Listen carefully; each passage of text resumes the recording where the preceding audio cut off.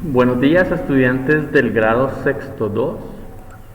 Buenos días, profesor Ricardo. Bueno, chicos, hay tres estudiantes conectados, listo. Aparece con la cuenta Bradis, Elkin y Mariu, pero creo que es ahí aparece Mariu Lozada Quijano, listo.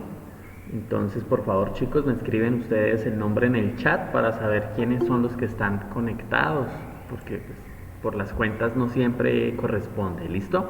Entonces, por favor, buenos días a quien se conecta. Me escriben en el chat el nombre, ¿listo? Bien, chicos, como les escribí por el WhatsApp, aquí en el colegio a lo largo de la mañana hubo inconvenientes con la conectividad, ¿listo? Entonces, pues se me dificultó conectarme no solamente a la clase de ustedes, sino a las demás clases.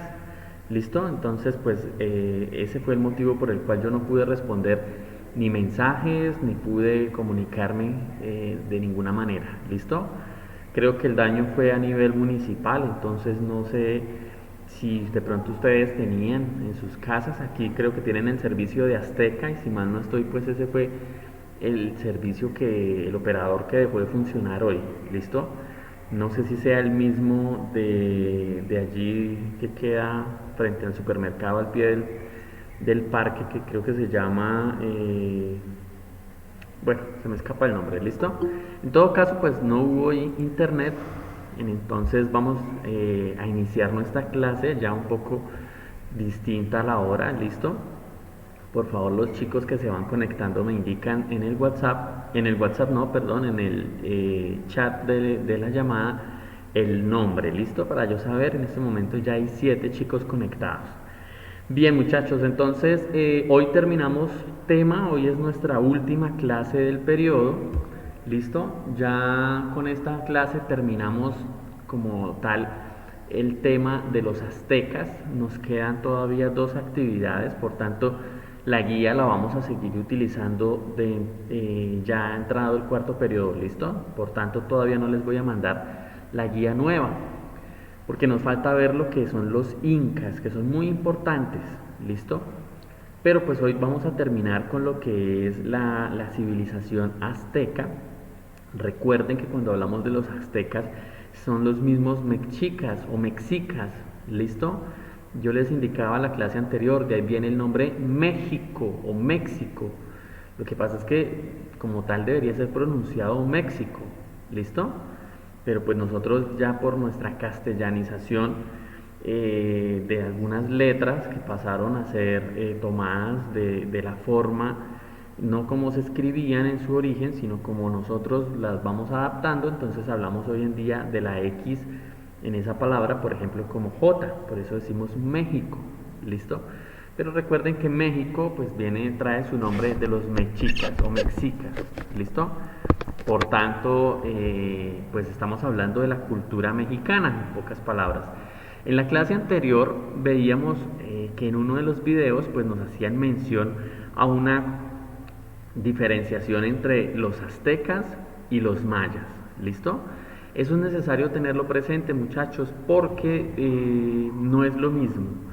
Pese a que estuvieron en casi la misma región, que tampoco fue siempre la misma región como tal, recuerden que los aztecas son principalmente del sur de México y los mayas pues tuvieron una parte de la península de Yucatán, toman lo que es Belice hoy en día y lo que es Guatemala, ¿listo? Entonces no es hablar de lo mismo, pero sí tuvieron una gran influencia, ¿listo? Entonces recuerden que con el pasar de los tiempos, pues pese a que los lugares sean ocupados por las mismas personas, pues las culturas van transformándose y eso va dando paso a que hablemos de nuevos pueblos, de nuevas civilizaciones y demás. ¿Listo? Entonces chicos, en esa clase, en uno de los videos también pues nos hacía referencia a lo que es el, digamos, el fin, cómo terminó el pueblo azteca y hacía referencia pues ya al periodo de la conquista por parte de los españoles, ¿listo? Entonces vamos a mirar ahorita en nuestra guía Yo supongo que ustedes siempre llegan con la guía leída, ¿listo? Yo siempre lo voy a suponer. Por tanto, no voy a detenerme aquí. Lo mínimo que usted como estudiante debe hacer, pues es, ya que tiene el material, pues llegar con el material leído a la clase. ¿Listo? Entonces, vamos a suponer que así ha sido. Y les voy a explicar dos aspectos de esta cultura para continuar pues viendo cómo era su forma de vida cotidiana, y vamos a hablar de lo que fue la caída, ya cómo termina el imperio azteca o el pueblo azteca o la civilización azteca. ¿Listo? Entonces veíamos que esta cultura pues tenían ya un conocimiento en medicina. ¿Listo? Obviamente no es la misma medicina que nosotros tenemos, porque hoy en día pues nosotros nos enfermamos, vamos a un hospital donde nos atiende una persona que estudió X cantidad de tiempo en medicina, y vamos y nos curan, ¿cierto? O nos mandan acetaminofén, ¿vale? Pero es una medicina mucho más especializada, es una medicina que implica años de investigación. Estos pueblos americanos, y de ahí también radica su riqueza y por el cual son o deberían ser cada vez más tenidos en cuenta, y es que el conocimiento que ellos tienen pues viene de la relación directa con la naturaleza, ¿sí? Con las plantas, con los animales, con los minerales, y de esa forma ellos desarrollaban una medicina. ¿Listo? El hecho de que usted se enferme del dolor de cabeza y su abuela le diga, mijo, vaya, tómese un agua de manzanilla, ¿cierto? O usted cuando está con tos, tiene problemas en el pecho, pues usted de pronto su abuela le hace una infusión de eucalipto y lo pone a que huela esos vapores en agua caliente, ¿cierto?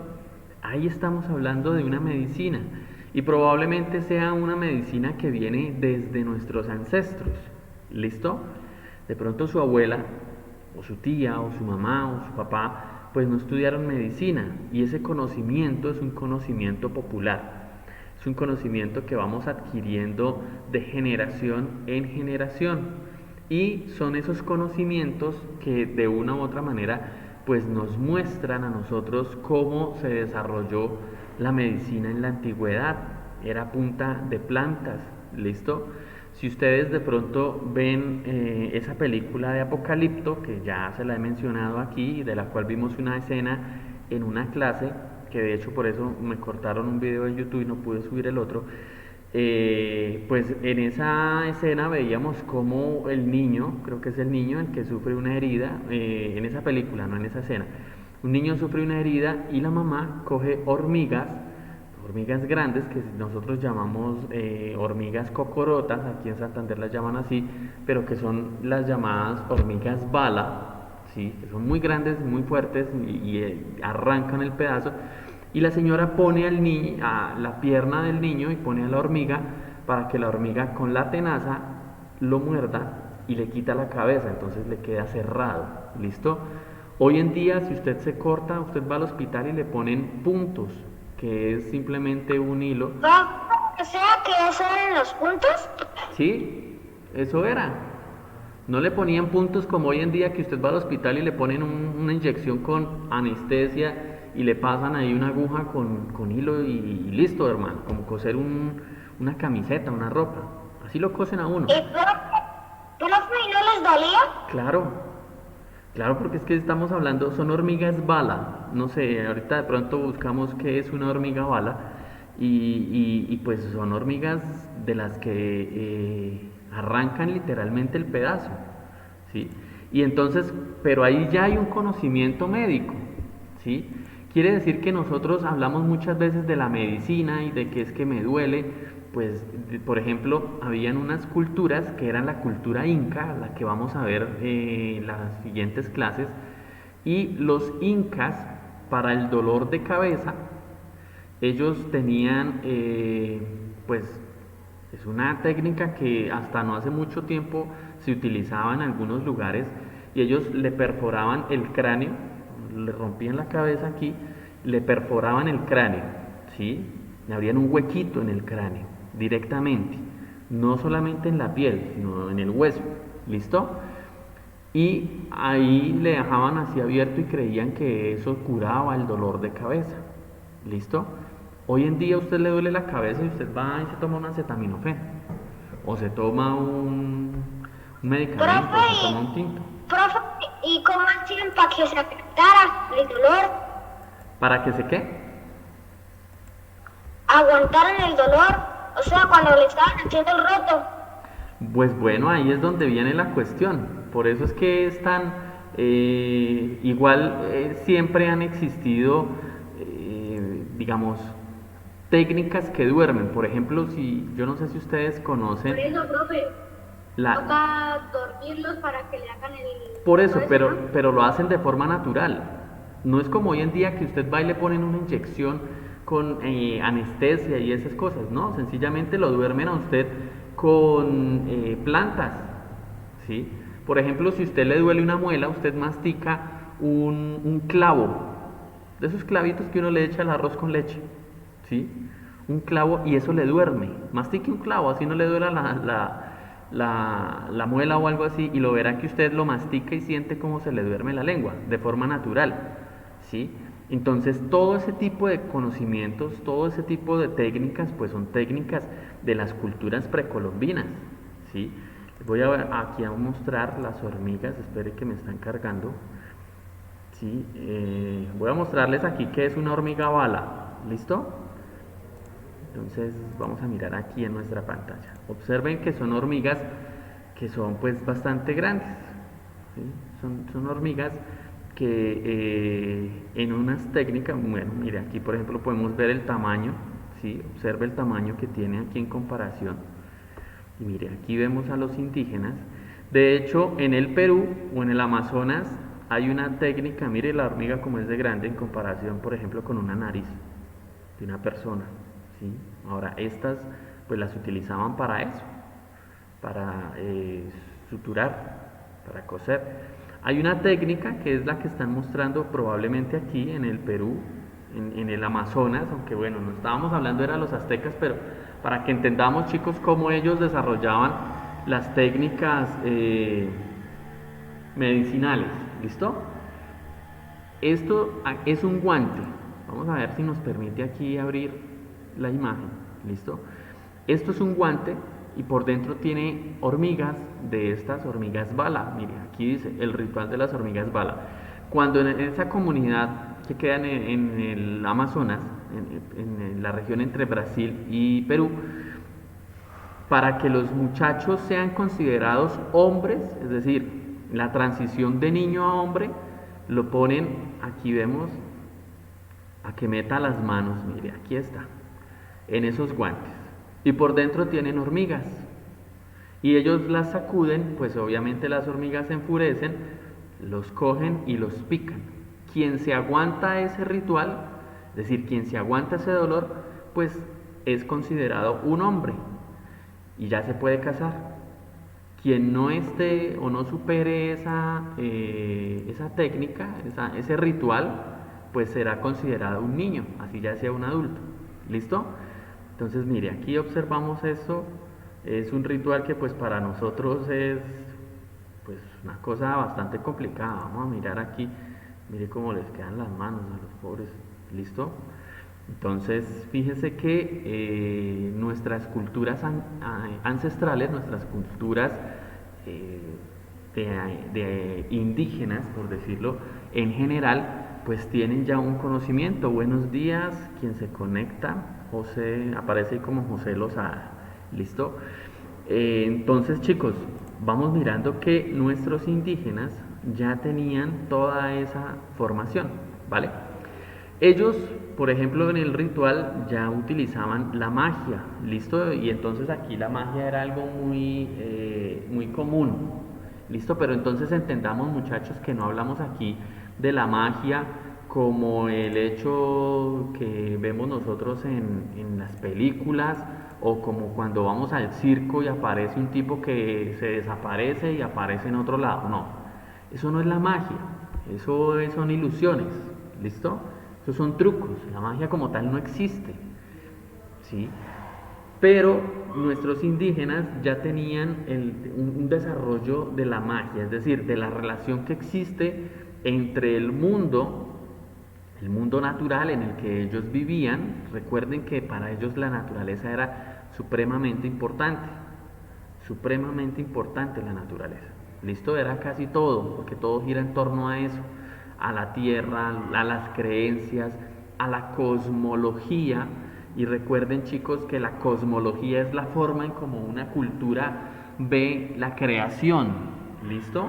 Nosotros tenemos una cosmología basada pues en el cristianismo, porque somos cristianos y creemos que el mundo es creado por Dios. Pero ellos tenían otra concepción. Los mayas, los aztecas, los incas, todos los indígenas que hay, todos los pueblos que existen, tienen una forma en cómo concebir, la existencia del universo, la existencia del ser humano. Si nosotros miramos, por ejemplo, a los sumerios, que son una civilización que creo que vimos ya en el periodo pasado cuando hablábamos de las civilizaciones fluviales, pues nosotros veíamos que creían en un dios que se llama Marduk y que hay una lucha ya de poderes, ¿cierto?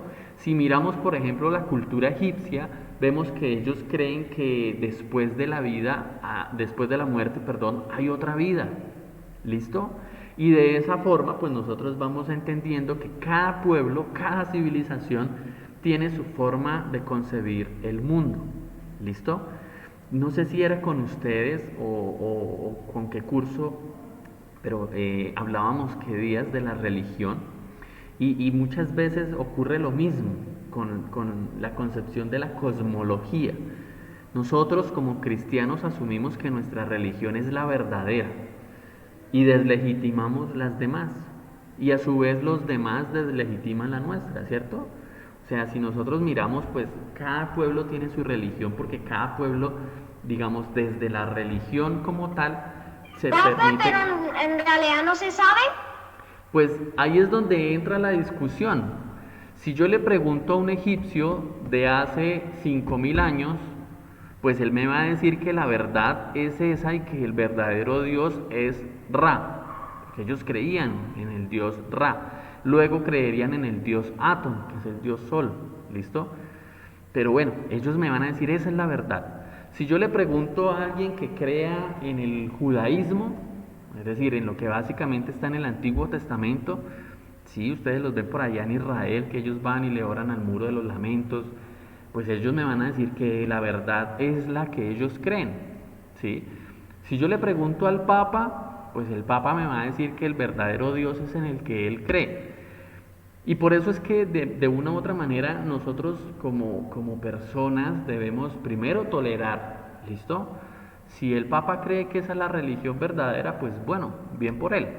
Pero si lo mismo me dice, por ejemplo, el Papa ortodoxo, que es el de las iglesias de Europa, Rusia, Turquía y demás, ¿listo? Eso lo vamos a ver en séptimo cuando hablemos de Roma y la caída de Roma y todo eso nos vamos a quedar más claro. Pues ese Papa va a decir que la doctrina que él enseña es la verdadera, ¿sí? Si yo traigo un indígena de estos que estamos hablando, de los aztecas, ¿sí? Pues él me va a decir, yo lo que creo es lo verdadero. Entonces nosotros debemos aprender a eso. Primero a tolerar y segundo a entender que no hay una verdad absoluta, ¿sí? No podemos nosotros hablar de una verdad, de decir es que la verdad es que yo creo en que tal cosa, no, porque la verdad como tal depende... Los dioses no existen. Señor, O sea que los dioses no existen. pues amigo, yo no le puedo decir que sí, pero tampoco le puedo decir que no. Eso depende de cada concepción, ¿sí? Yo no le puedo a usted decir que sí existe o no existe. Por ejemplo, desde mi punto de vista y mi creencia, yo tengo una creencia, ¿sí? Que acepta unas cosas y no acepta otras cosas. Pero yo no puedo decirle, no, es que usted tiene que creer lo mismo porque entonces yo estaría siendo injusto. Y ahí es donde vienen los problemas religiosos. Si nosotros miramos... Si nosotros miramos a lo largo de la humanidad, ¿sí? Han existido cualquier cantidad de guerras por la religión. porque la gente asume que esa es la verdadera. ¿Sí? Es como en la política o como en el fútbol. A mí me gusta mucho un equipo, ¿sí? Que no es ni el Real Madrid ni el Barcelona. Y si habláramos de eso, pues la gente va a decir, no, es que el mejor es el Barcelona porque ahí ganó más copas y demás. Y otros van y defienden al Real Madrid y terminan a la salida del estadio dándose cuchillo, matándose unos a otros y a la larga no tuvo mayor importancia, ¿cierto?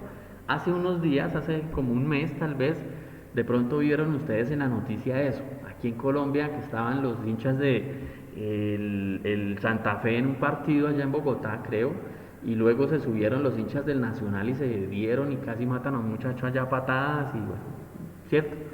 Porque Sí, sí, señor, eso sabía en las la noticias. gente se vuelve fanática y el problema está en que cada uno cree que lo que piensa y lo que cree es la verdad. Y nosotros debemos aprender a entender que no es así. O sea, mi verdad, para mí el mejor equipo que existe es el Milan de Italia, ¿sí?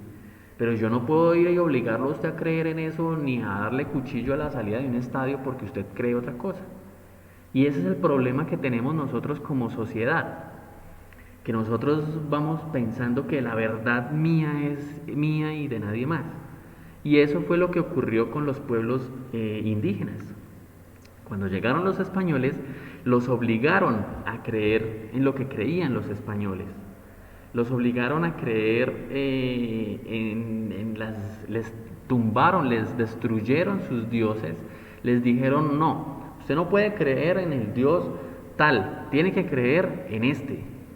Y los obligaban a arrodillársele a la cruz y a creer en la Virgen y a creer en las creencias que traían los españoles.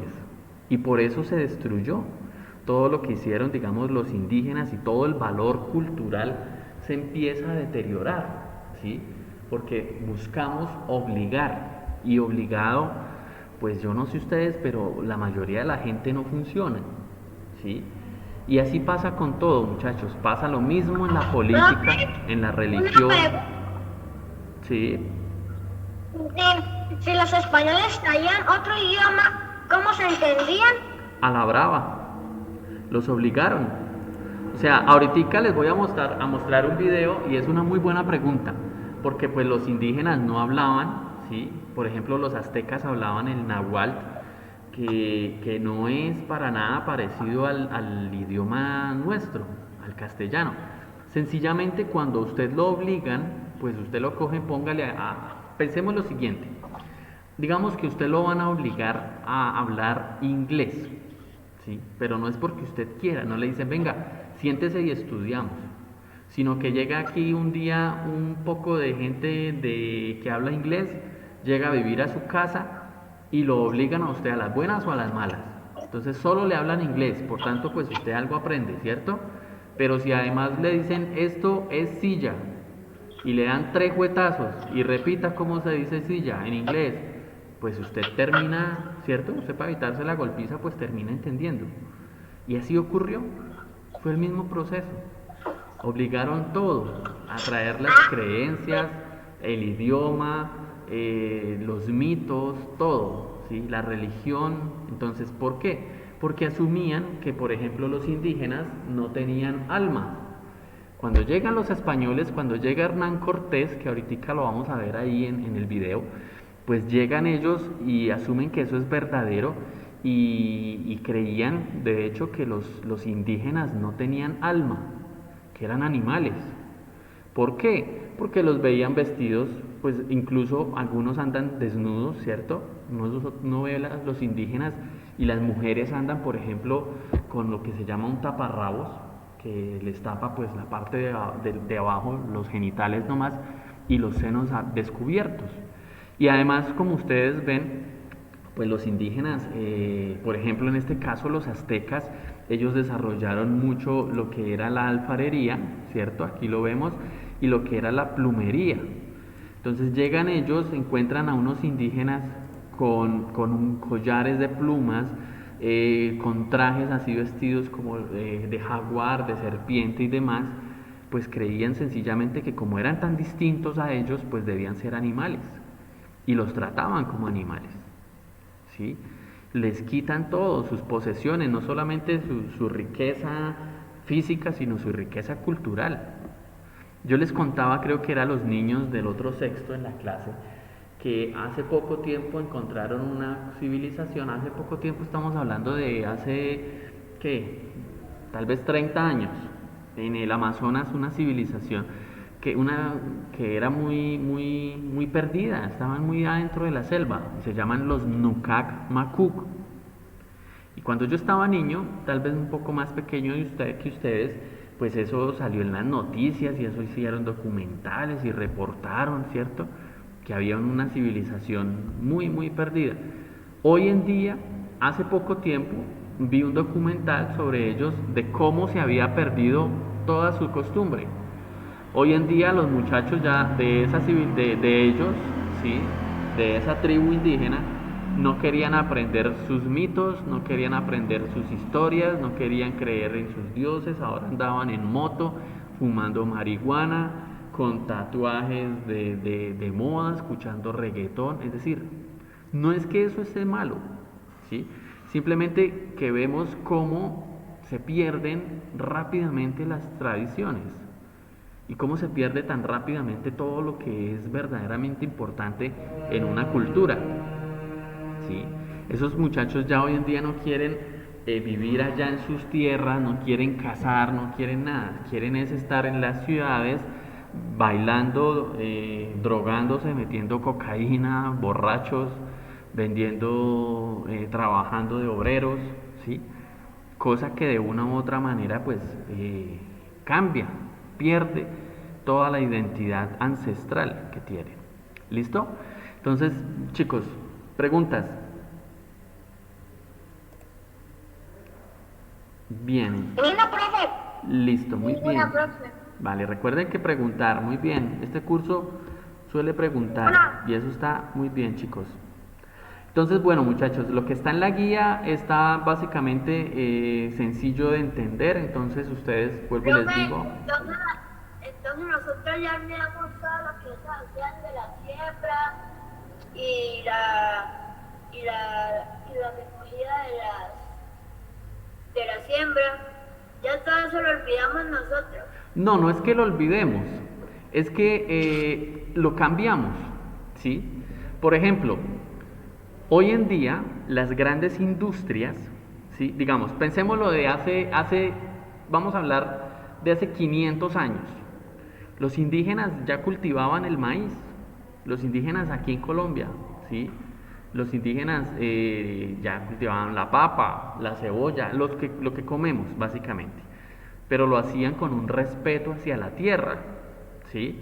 Porque entendían que de la tierra brota el fruto, por tanto hay que cuidar la tierra, y la tierra es importante, y cuidaban el río, y cuidaban la laguna, ¿sí? Y le oraban a sus dioses para que lloviera en tiempos de sequía y demás. Hoy en día, 500 años después, tenemos unas grandes industrias que van deteriorando la tierra. Por ejemplo, yo no sé si ustedes sabían, pero aquí en Colombia el arroz que se produce es un arroz transgénico. ¿Qué quiere decir que algo sea transgénico? Que es modificado genéticamente. ¿Sí? Es decir, hubo unos científicos ahí en un laboratorio, generalmente eso es de Estados Unidos, en una empresa que se llama Monsanto, ¿sí? Y ellos van y modifican el arroz. Entonces, si antes el arroz se demoraba, pues yo no sé, puedo dar aquí un error, pero digamos que el arroz se demoraba 4 meses en producirse, pues hoy en día se produce en 2 meses. Y granos más grandes, y granos más sanos, más bonitos, ¿cierto? Entonces, pero eso a la larga, ¿qué hace?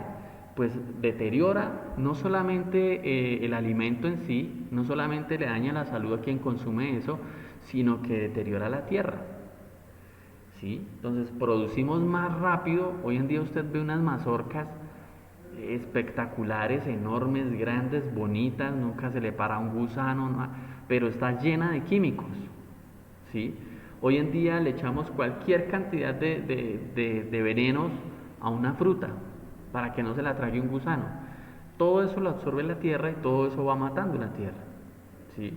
Y por eso ustedes de pronto, ustedes en esto sabrán más que yo, porque yo la verdad del campo no tengo mucho conocimiento, pero si usted coge y siembra y no deja descansar la tierra, pues la tierra se cansa, se fatiga, ¿sí? Y llega al punto en el cual se muere. No le va a dar a usted. ¿Y qué hace la gente?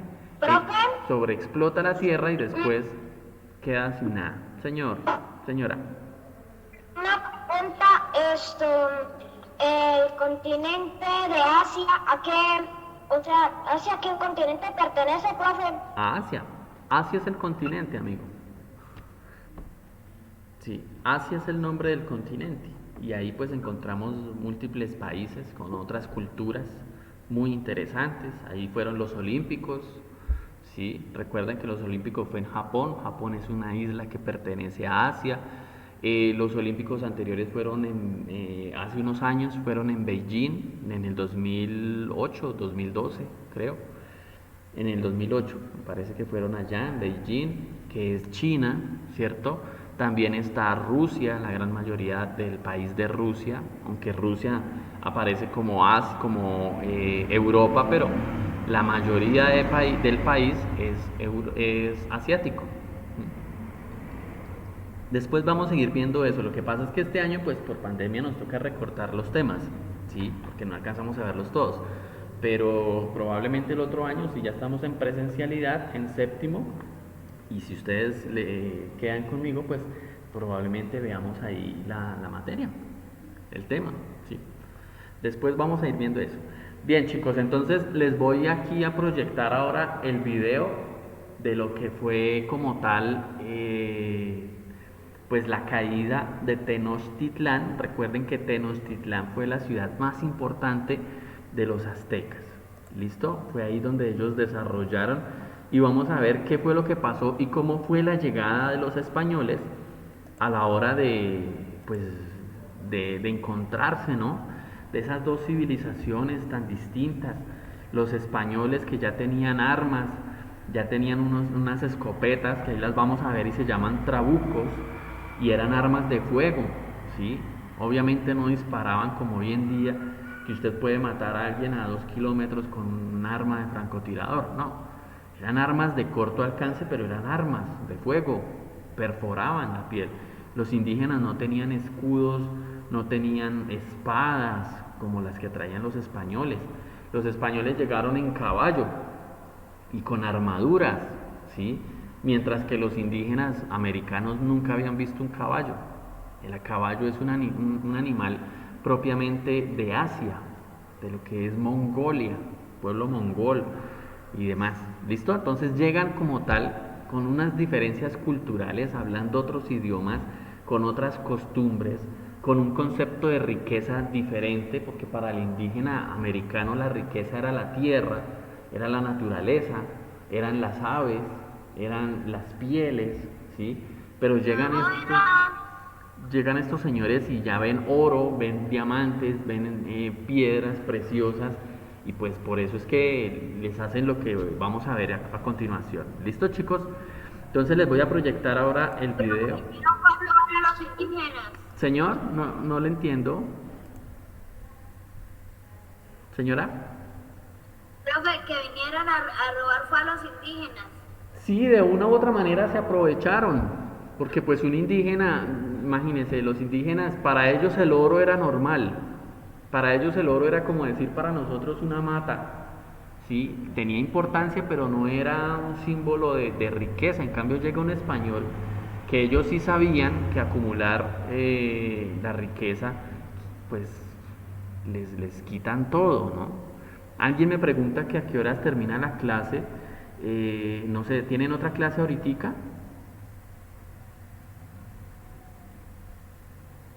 ¿Sí o no, chicos? Bueno, porque aquí alguien me pregunta. No, profe.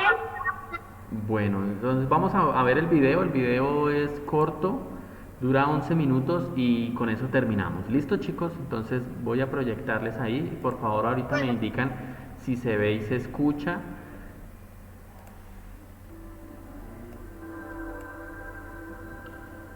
¿Sí? Listo. El 13 de agosto de 1521, después de más de 2 meses de lucha, el conquistador español Hernán Cortés logró provocar la caída de Tenochtitlan, la capital del Imperio Mexica, y en consecuencia puso fin a su civilización. A raíz de esto, los españoles comenzaron a consolidar el control sobre lo que se convirtió en el Virreinato de Nueva España. En abril de 1519, Hernán Cortés, anteriormente magistrado jefe de Santiago de Cuba, desembarcó en la costa de México en un punto que llamó Veracruz, con aproximadamente 450 soldados. Cortés fue patrocinado por el gobernador de Cuba, Diego de Velázquez. Velázquez designó a Cortés para que dirigiera una expedición a México después de que los informes de algunos viajes anteriores a Yucatán captaran el interés de los españoles en Cuba. Pronto entró en contacto con varias tribus que estaban resentidas con el dominio mexica. Cortés se enfrentó a algunos de estos nativos, derrotándolos y ganándose su lealtad. Moctezuma, enterado ya de la situación, decidió enviar a un grupo de nobles a encontrarse con Cortés. Estos emisarios llevaron joyas de oro como regalo, lo que agradó mucho a los españoles. Cortés continuó su marcha hacia Tenochtitlan. Antes de entrar en la ciudad el 8 de noviembre de 1519, Cortés y sus tropas se prepararon para la batalla.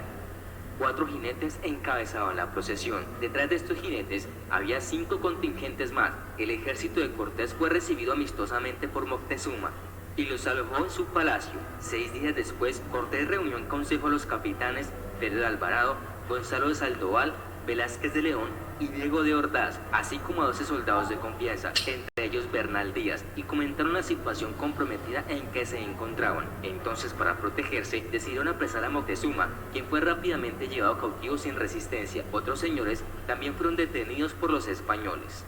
Con Moctezuma cautivo, Cortés no tenía que preocuparse de que le cortaran los suministros o lo atacaran. También asumió que podía controlar a los mexicas a través de Moctezuma. Sin embargo, Cortés tenía poco conocimiento del sistema de gobierno de estos, y Moctezuma no era todopoderoso como imaginaba Cortés. Ante cualquier signo de debilidad, los nobles de Tenochtitlan podrían rebelarse. A medida que Moctezuma daba las órdenes exigidas por Cortés, como ordenar que se recogiera un...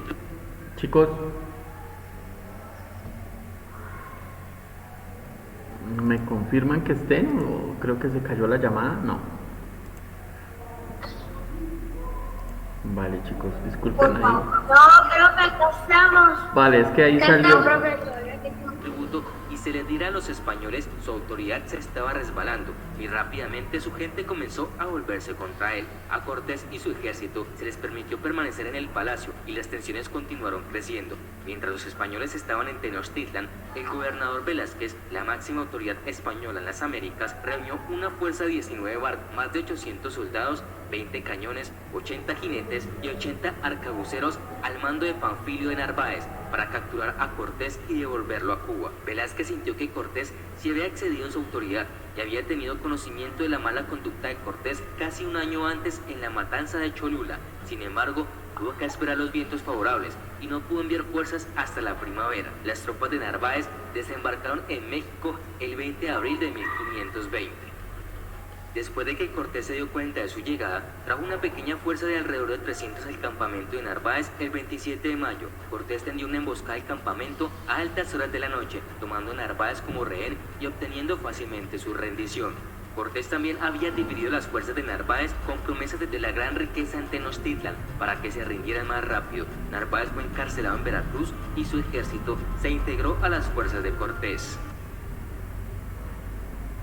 Durante la ausencia de Cortés, Pedro de Alvarado quedó al mando de Tenochtitlan con 80 soldados, incluidos 14 arcabuceros. En este momento, los mexicas comenzaron a prepararse para el festival anual de Toscal, en honor al dios de la guerra, Huitzilopochtli. Le habían pedido permiso a Moctezuma para realizar el festival y aseguraron que los españoles querían conocer sus tradiciones. Alvarado acordó permitir el festival con la condición de que todos estuvieran desarmados. Pero parece que Alvarado temía por la seguridad de las fuerzas españolas y pensó que los mexicas estaban planeando un ataque. Mientras la gente cantaba y bailaba, los españoles salieron listos para la batalla y cerraron todas las vías de escape detrás de ellos y procedieron a ejecutar brutalmente a todos los asistentes que estaban allí reunidos. Los que intentaban escapar fueron abatidos cerca de las salidas. No se sabe cuántos murieron, pero se estima que el patio tenía capacidad para albergar de 8 a 10.000 nobles y guerreros. Esta matanza del Templo Mayor encendió la mecha de la rebelión. Esta comenzaba poco después de que Cortés regresara y tratara de calmar los ánimos. Para ello solicitó a Moctezuma que se dirigiera a su pueblo para tranquilizar. En un intento para sofocar el violento tumulto, Moctezuma se asomó a la azotea, instando a sus seguidores a retirarse. La población contempló horrorizada la supuesta complicidad del emperador con los españoles, por lo que comenzaron a arrojarle piedras y flechas que lo hirieron mortalmente, falleciendo poco tiempo después del ataque. Después de los acontecimientos de la fiesta de Toxcal, los españoles y sus aliados se encontraban cercados en el palacio, con pocos alimentos. Cortés y sus hombres estaban en el centro de la ciudad y probablemente tendrían que luchar para salir sin importar la dirección que tomaran. Cortés decidió tomar la calzada hacia Tlacopan, pues necesitaba la ruta más rápida para salir de la ciudad.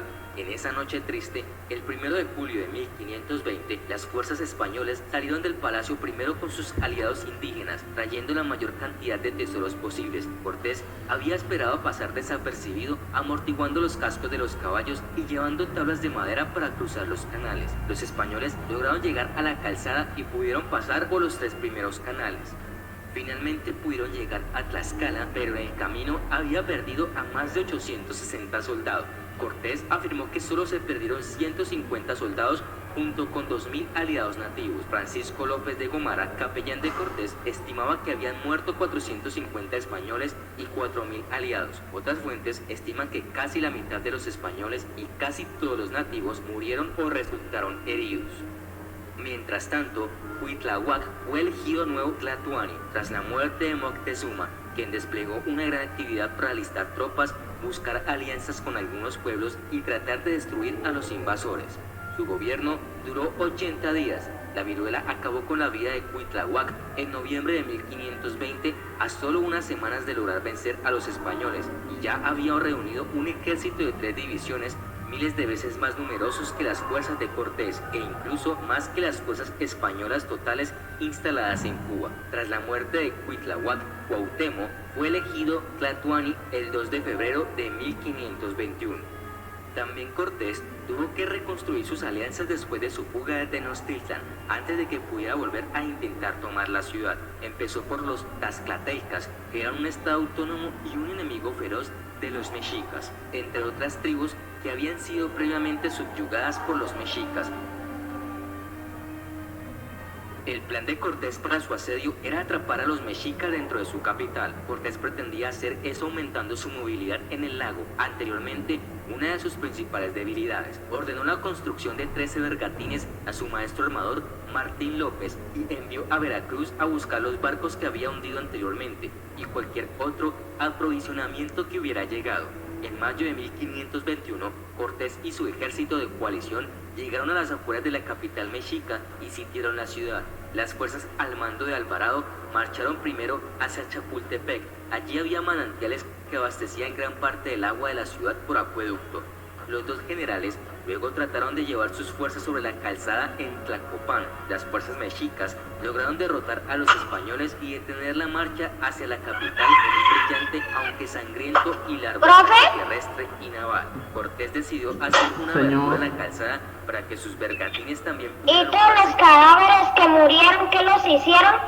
Probablemente los dejaban ahí tirados, porque como era una guerra, entonces es difícil llevárselos, ¿sí? Pero a lo mejor a los que eran como tal importantes, pues los enterraron. Y están enterrados tal vez. Ambos lados. Con sus bergatines, Cortés también podría enviar fuerzas y suministros a áreas que antes no podía, lo que arruinó el plan de Cuauhtémoc. A medida que los españoles emplearon estrategias más exitosas, su dominio sobre Tenochtitlan creció y la hambruna comenzó a afectar a los mexicas. Estos quedaron aislados del continente debido a las calzadas ocupadas. Además, Cortés mantuvo un bloqueo con la ayuda de las canoas de sus aliados indígenas. Cortés también tuvo la ventaja de librar una batalla mayoritariamente defensiva, aunque Cuauhtémoc organizó un ataque a gran escala contra las fuerzas de Alvarado en Taclopan. Las fuerzas mexicas fueron rechazadas. Cuando Cortés logró victoria tras victoria, más estados tributarios se unieron a su lado. Incluso los estados más pequeños fueron útiles para contribuir con alimentos, trabajadores víveres y suministros. Esto solo empeoró la posición de los mexicas. Durante el asedio, los mexicas contaron con poca ayuda fuera de Tenochtitlan. Cuando las fuerzas españolas llegaron a la ciudad, prácticamente todos los pecados eran un bastión enemigo. Una vez más, los mexicas adoptaron nuevas tácticas y ahora atacaron a los españoles desde sus edificios. Esto detuvo a los españoles por un tiempo, pero no pudo dictar su avance por la ciudad. A principios de agosto, la mayor parte de la población de la ciudad se había retirado a Tlatelolco. Cortés envió emisarios desde una ciudad mexica conquistada para invitar a los tlatelolcas a unirse a su lado y entregar a los refugiados, pero los tlatelolcas permanecieron leales a los mexicas. Los mexicas enfrentaron otro gran obstáculo cuando el pueblo de Texcoco, que todavía era leal a los mexicas, cayó en manos de los españoles. Durante 4 días, los 3 ejércitos de Alvarado, Orit y Sandoval empujaron hacia el mercado de Tlatelolco. Finalmente obtuvieron el control de gran parte de la ciudad. Cortés declaró la ciudad suya el 13 de agosto de 1521. Cuauhtémoc intentó escapar con algunos de sus leales consejeros y nobles, pero fueron descubiertos y capturados, y posteriormente Cuauhtémoc fue ahorcado. Durante los siguientes 3 años, los conquistadores trajeron a toda Mesoamérica bajo el dominio español y establecieron el virreinato de Nueva España. La viruela siguió devastando a la población indígena y paralizando su capacidad para resistir a los españoles.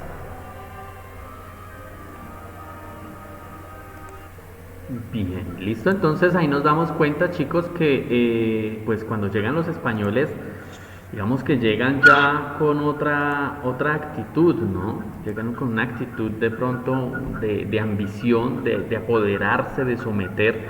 Y si nos dimos cuenta en el video, chicos, los mismos pueblos que eran enemigos de los aztecas, porque pues ustedes saben que a pesar de que tengan, pues de que hayan sido pueblos indígenas, pues eran pueblos guerreros, ¿no? Iban conquistándose unos a otros. Por ahí, por favor, cierran el micrófono, que alguien creo que lo dejó abierto y interfiere en el audio. Gracias. Entonces, ¿qué pasaba con esto, chicos? Que cuando llegaron los españoles, pues los mismos enemigos de los aztecas se unieron a los españoles para luchar contra los aztecas, ¿sí? De hecho, los españoles eran muy pocos. Tal vez si no se hubieran unido a los pueblos enemigos de los aztecas, nunca los hubieran podido conquistar. Pero los indígenas, ¿por qué? Pues porque el español no conocía la región, ¿sí? Pensemos lo siguiente, son regiones que en ese entonces eran mucho más selváticas, el calor, los españoles, si bien es cierto, allá tienen las 4 estaciones, pero no con una humedad tan grande como en las selvas americanas, no conocen la tierra, llegan con caballos, llegan en armadura, llegan con una vestimenta totalmente diferente, pues es muy difícil llegar a perseguir a unos indígenas. Pero permítame un momento, ¿vale? Y por eso les ofrecían el oro. Exacto. Y entonces eso lo vieron los españoles para aprovecharse. Y por eso, de una u otra manera, esa alianza que tienen entre los indígenas, enemigos de los aztecas, y los españoles, pues les permitió a ellos ganar la guerra, ¿sí? De hecho, aquí en el Chocó, yo no sé si ustedes, yo creo que lo ubican en un mapa de Colombia, obviamente, el Chocó, ahí se creó el primer palenque, ¿sí? En América se creó el primer palenque que se llama San Basilio del Palenque, de hecho hay una canción que se llama así. ¿Y qué era un palenque? Cuando llegaron después de que llega la conquista, es decir, pasa esto mismo que ocurrió ahí en México, prácticamente ocurre en toda América, ¿listo?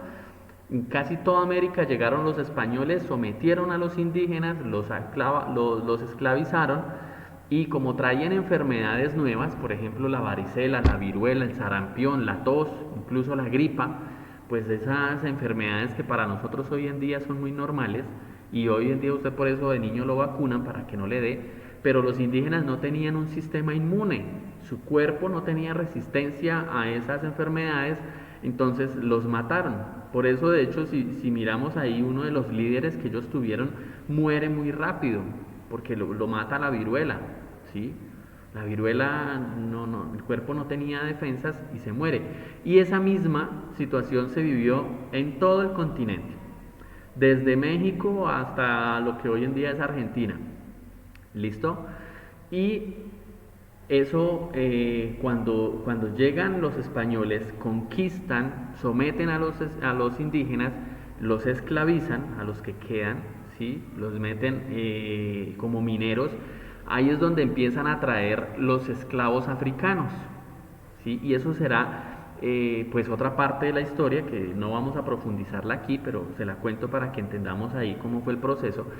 Y llegaron los africanos. Ustedes saben que pues África es un continente caluroso, son gente que está acostumbrado a vivir en las selvas, a vivir en zonas húmedas, a andar descalzos, ¿sí? Es decir, el africano tiene una resistencia física que no tenía el español de ninguna forma.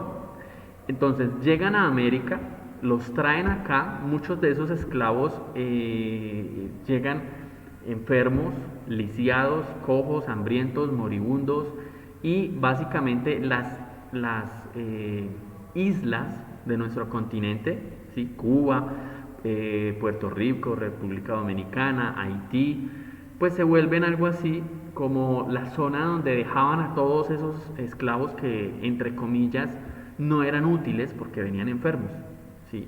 Y por eso en casi toda esa región de nuestro continente son negros o afros, como los llamemos, ¿listo? Por eso. Y entonces cuando llegaron aquí a Colombia, a las zonas de Cartagena y Barranquilla, traían todos esos esclavos y los empiezan a comprar. Recuerden que el esclavo tiene una característica y es que es tratado como un objeto. Entonces lo empiezan a comprar y muchos de esos esclavos los venden, ¿sí? Y esos esclavos van a lo que hoy en día es el Chocó y se refugian allá, en la selva, porque era una zona que ellos, si bien es cierto, no conocían, venían de África, pero sí se adapta mucho a cómo era su zona allá en África, ¿listo? Entonces ellos se van y empiezan a todos los esclavos fugitivos que se empiezan a volar de las fincas, de las haciendas, de las encomiendas, ¿sí? Que llamaban los españoles aquí en América, pues empiezan a ir allá y empiezan a establecer sus comunidades, ¿sí? Y el español, pues póngase a pensar usted un español en un caballo con armadura, con un clima diferente, un clima que no tolera, una zona que no conoce, una selva, pues si se mete a capturar un esclavo, probablemente se va a morir. Entonces dejaban que esos esclavos se fueran para allá, y por eso todo lo que es la región del Pacífico, desde el Chocó, ¿cierto? Todo lo que es el Valle del Cauca, parte de Nariño, pues son de personas afro o negros, ¿listo? Porque históricamente es una región donde ellos se escapaban, ¿vale? Mientras que en el centro del país, en lo que es nuestra región andina, aquí, nuestra Santander, Cundinamarca y demás, pues no suelen haber tantos afro, ¿sí? Por eso, digamos, el apellido Asprilla, el apellido Moreno, suelen ser Murillo, ¿sí? Suelen ser apellidos de esas regiones, de las regiones del Pacífico principalmente, porque son apellidos que los españoles, pues antes de los españoles no existía el apellido, ¿sí? Los españoles les ponen apellido a o se ponen apellidos para distinguirse de los esclavos y de los criollos, ¿listo? Pero bueno, ya esto es tema de primaria, ¿vale? Pero bueno, es interesante. Es historia, y la historia hay que conocerla, entenderla y analizarla para saber por qué hoy en día estamos como estamos. Por eso es que hoy en día existe el racismo, todavía, ¿sí? Por eso es que en las protestas que hubo hace unos meses, si ustedes recuerdan, pues que salió la minga, y se hablaba de la minga, y salieron por allá en el Valle del Cauca a darles bala a los indígenas, y los trataban mal, los trataban con desprecio, los trataban de salvajes, de bueno, entre otras cosas que bueno, no va a repetir aquí. Y es desconocer nuestra historia, es desconocer nuestras raíces. Yo no puedo tratar a un indígena de decirle bruto, de decirle cosas ofensivas cuando pues yo históricamente vengo de los indígenas, ¿cierto? El hecho, por ejemplo, de que nosotros, por ejemplo yo, si observan mi cabello es muy negro y muy liso, pues eso es de raíces indígenas. Sí, los europeos no tienen el cabello tan oscuro ni tan liso como lo tengo yo, ¿Por qué? Porque en ese proceso de conquista, en ese proceso se mezclaron indígenas, europeos, africanos, entonces ahí surgen los mulatos, los criollos, los zambos, ¿sí? Y por eso es que nosotros como América, como país, somos muy ricos culturalmente, pero no lo valoramos. Preferimos escuchar otro tipo de música, por ejemplo, que no tiene nada que ver con nuestra cultura, ¿sí? Pero bueno, esas son otras discusiones. ¿Listo, chicos? Entonces, niños, Señor, vamos a dejar hasta aquí. ¿Listo? Recuerden. Bueno, les voy a indicar acá. Listo, profe. Chicos, antes de que se me vayan, aquí, ¿listo? Vamos a desarrollar la actividad número 7, pero todavía no me la entregan, muchachos. ¿Listo? ¿Por qué? Porque la otra semana yo voy a estar recibiendo recuperaciones. ¿Listo? La otra semana ¿Alguna pregunta? yo estoy en recuperaciones, que de hecho las de sexto son para el lunes. ¿Listo? Por tanto, la otra semana no vamos a tener conexión, no nos vamos a conectar. Señor, ¿quién pregunta? ¿Cómo puede saber uno si le toca recuperar o no? Amigo, en la plataforma ya están las notas. ¿Sí? En la plataforma están las notas. Si usted sacó 3 o más, no recupera. Pero si sacó 2,9 o menos, tiene que recuperar. La recuperación yo las envié por el grupo, las envié el lunes de esta semana. Profe, pero yo no me sé meter a la plataforma. Pues bueno, lo que pasa es que aquí en este momento no tengo cómo ingresar. ¿Listo? Pero si usted quiere, entonces hagamos lo siguiente. Escríbame al WhatsApp, ¿listo? No por el grupo, porque yo no les puedo dar las notas por el grupo. ¿Listo? Me escribe por el WhatsApp y me dice, porque es que no todos me escriben desde el número que yo tengo registrado. Hoy no les podría responder, ¿vale? Porque necesitaría que fuera mañana. Entonces, si quiere usted me escribe ahora o más tarde, usted me indica, me dice, profesor, yo soy Juan de 6.1, por favor me indica mi nota definitiva y yo se la doy. ¿Listo? Pero entonces no sería hoy, se la doy mañana igual, ¿vale?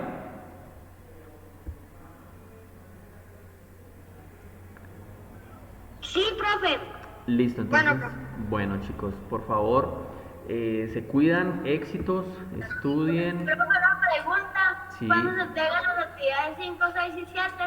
Yo les voy indicando, ¿vale? Todavía no, porque yo no les voy a recibir eso esta semana, porque como les dije, la otra Profe, pero semana... con la misma guía que tenemos, Señor, con la misma guía que tenemos. sí, todavía vamos a seguir con la misma. ¿Listo? Todavía Bueno, profe. no les voy a mandar guía nueva porque todavía tenemos temas. Nos falta ver los incas. ¿Listo? Entonces, la otra semana yo les voy a dar unas indicaciones. ¿Listo?